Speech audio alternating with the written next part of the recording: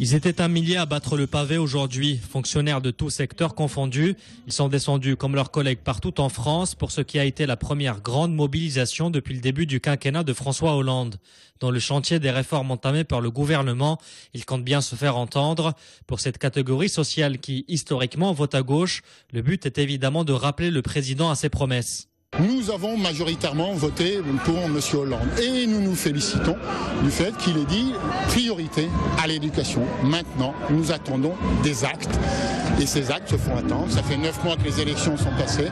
Nous attendons encore et nous attendons dans le cadre de la loi de refondation pour l'école une véritable loi qui amène à un vrai changement pour plus de réussite pour les élèves.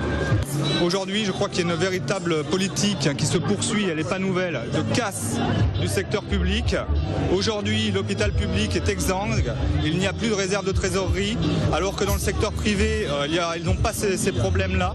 La réalité aujourd'hui, c'est que les fonctionnaires sont loin d'être démentis.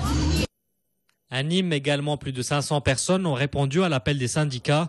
L'autre objectif de la manifestation est de lancer un message à Marie-Lise Lebranchu, ministre de la fonction publique, que les syndicats doivent rencontrer le 7 février. La ministre a d'ores et déjà annoncé qu'une revalorisation salariale n'était pas d'actualité, une sortie qui rajoute au malaise des fonctionnaires.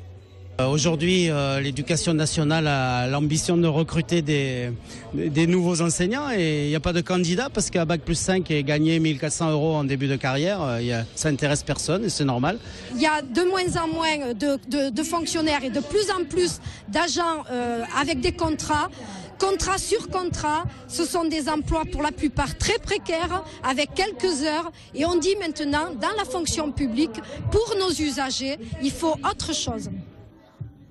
Nul doute que devant la raideur affichée par le gouvernement, une telle mobilisation en appellera d'autres.